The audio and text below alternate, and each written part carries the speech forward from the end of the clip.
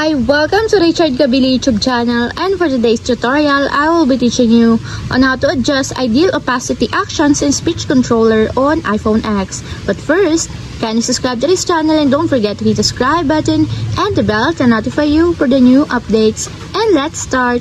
Using your iPhone X, from your home screen first, go to Settings. Then in the Settings, scroll down and find the Accessibility and then Top. Then in the accessibility, go to vision section and then tap the spoken content.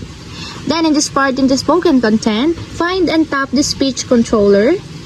Then in the speech controller, go to controller action section and then tap the ideal opacity.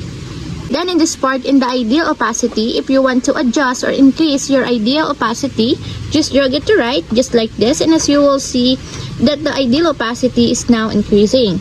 And if you want to reduce or decrease your ideal opacity, just drag it to left, just like this, and it reduces the visibility of the speech controller when not in use. And that's it, we have successfully adjust ideal opacity actions in speech controller on iPhone X. If you have a question, kindly comment down below and don't forget to hit the subscribe button and the bell to notify you for the new updates.